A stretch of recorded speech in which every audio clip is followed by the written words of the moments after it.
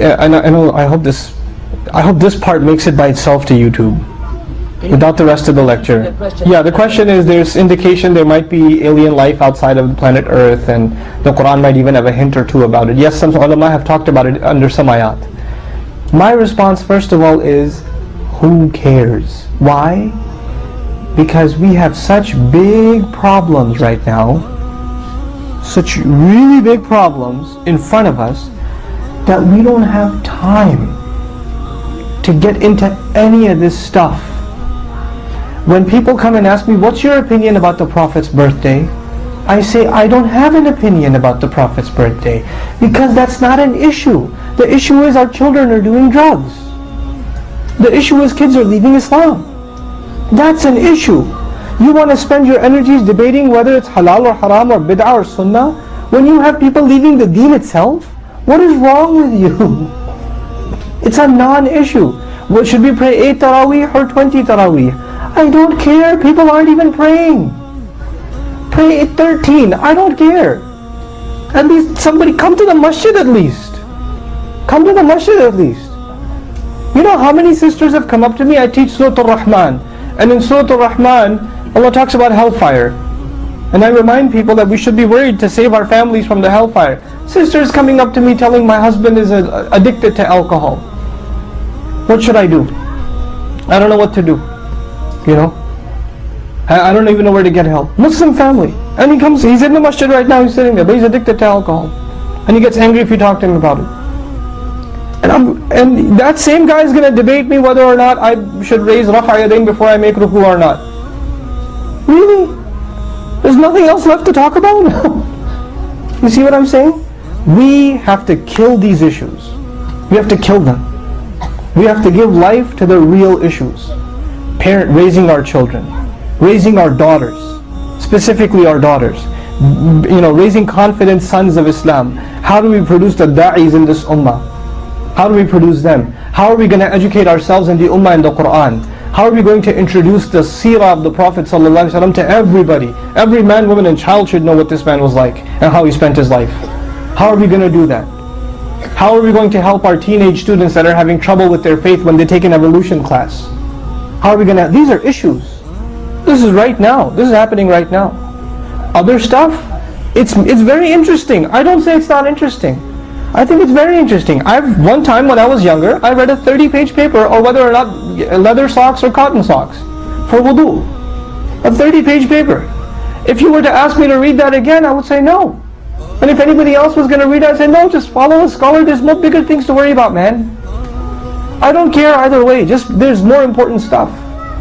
This is the Muslim mentality has to change. Our mentality has to become, what is priority? What is the real focus?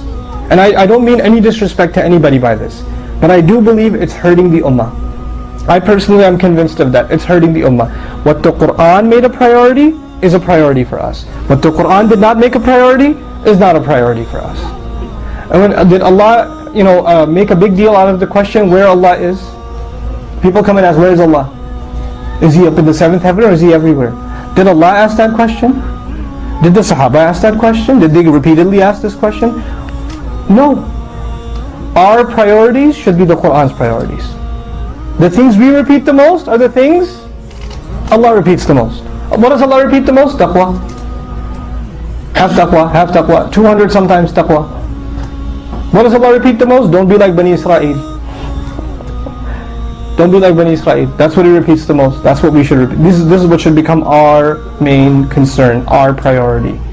We have to get away from distractions. We really do. As a people. As a people. And the last comment I'll share with you about this. And I'm not saying any of you are like this, but I've seen this many times. There are people, they don't pray. And even if they pray, it's like one of those, the fastest prayer record you've ever seen kind of prayer. You ever seen those? That's a cardiovascular exercise. It's a workout, their prayer. Okay? And then, they don't pray. Number 2, they have no problem with riba in their life. No problem whatsoever.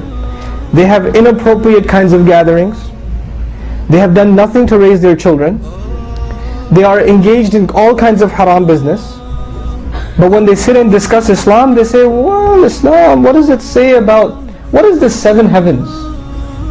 What is that? And what does Islam say about slavery? And what does Islam say about, they come up with these, 4 wives. What's this issue with 4 wives? This is all their Islam is. You know why? Because they're so deeply drowning in sin, they don't want to address that issue. That's the real issue. So they don't have to address that, but they still want to talk about Islam, so talk about something other on the side in Islam that doesn't have to do with my real life. So bring that up to me. Let's talk about that. How come the Quran says this about Jannah or that about Jannah? Or I need to understand, what's going to happen to Christians on Judgment Day. Bro, what's going to happen to you on Judgment Day? Forget the Christians, what's going to happen to you? People come and ask me, what do women get in Jannah? Allah will take care of them, don't worry about it. You get there. You're like, your ticket's already purchased, you're worried about the women now? Come on. We have to be realistic Muslims. Realistic. We deal with reality on the ground, and we look at our religion, and we look for solutions for the problems we're facing right now. You remember I told you we need a revolution in Islamic studies? This is what I meant. We have to study the issues that are afflicting the ummah right now. Not the old issues. Not the issues that nobody will benefit from. Not the issues that will not make any of you a better Muslim. If it won't make me a better Muslim, if it won't make me a better worshipper, a better slave of Allah, a better father, a better husband, a better son, a better daughter, a better citizen, a better contributor, a better donator, it won't make me any of these things, I don't want to know about it. I have a friend, last comment, I promise. I have a friend, really smart guy, 4.0 GPA out of Harvard University. Smart. I mean, I talked to him for 2 minutes, I feel so stupid. And he went and he wanted to do Islamic studies. So he went to Syria and he studied Hadith, and he went somewhere else and he studied under some scholar. Incredibly intelligent person. And finally he did his PhD thesis. He did a PhD thesis on the life of a scholar, one of the students of Imam Shafi'i. He did his PhD thesis on the life of one of the students of Imam Shafi'i, 400-page thesis. And I picked him up from the airport one time and I'm talking to him. So what was your thesis? He tells me about this scholar, his life, he's a very interesting person. He wrote this book and that book. I was like, so what happened to your thesis? He goes, it's been published. I was like, where is it published? From the university. So where is it sitting? In the library. Who's read it? He goes, he smiles, he goes, I don't think anybody read it. I said, you're telling me you spent 12 years studying Islam. 12 years studying Islam with the intelligence that Allah gave you. And you studied something that nobody's reading? Is that their fault or your fault? You went into a subject that you found interesting. Why didn't you go into a subject that the ummah needed? Why didn't you think about it that way? What do the Muslims need? What does this deen have to give the Muslim? Where are the people that are studying Quranic psychology so we can give psychological counseling? Where are the people that are studying prophetic healing, mediation? So conflict resolution between husband and wife, conflict resolution between Muslims. There are people that are studying. Do we need those issues? Yeah. But we're not even studying those issues. We come up with a thesis or some obscure topic and we're going to study that like to the depths, and who's going to benefit from that? I don't know. Some other scholar who will only read it. So the scholars, we're pushing people to become scholars in this bubble that doesn't affect the society. Now, alhamdulillah, some scholars are coming out of that, and they're starting to deal with issues that actually have to do with Muslim life and what's happening in the world. But we have to push that and propel that further. We have to push our ulama to give us solutions. They're the ones that are leading us. They're our shepherds. But sometimes they become so in love with their books that they don't know what's happening on the ground. I sat with an alim, a really qualified alim, a mufti. So honored to sit in his company. And I said, I want to ask you something. If a person does XYZ, a young person does XYZ, what do you say about him? He goes, it's haram, you can't do it, etc., etc. I was like, okay, let me give you some background. This happened, and this happened, and this happened, and this is the situation. And he goes, that's impossible, that would never happen. I said, it's happening every day. As a Muslim teenager. That's the life of, you know how they have a TV show I heard it called, Life of a Teenager? Life of the American Teenager? We should have another TV show, Secret Life of the Muslim Teenager. Seriously. And this alim is shocked. He cannot believe Muslim youth can be like this. That's not his fault. That's our fault. That we didn't go and even our ulama know the book. They know the book. They know the Quran, they know the Sunnah. What don't they know? What's going on around them. We have to give them that. So they can give us the right guidance. We have to push them in that. You know, the people of riwayah and dirayah, it's called, the people of narration. Now, some of our ulama are like that. They really know what's going on around them. They do. But a lot of our ulama don't.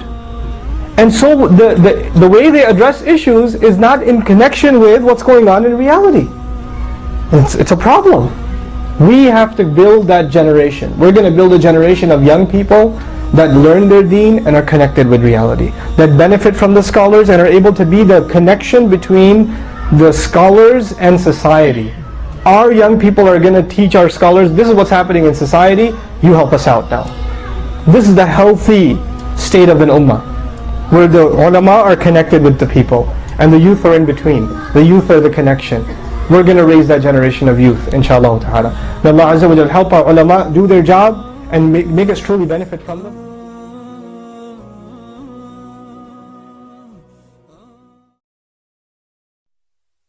Bismillahir Rahmanir Rahim. Wal 'asr. Innal insana lafi khusr. إلا الذين آمنوا وعملوا الصالحات وتواصوا بالحق وتواصوا بالصبر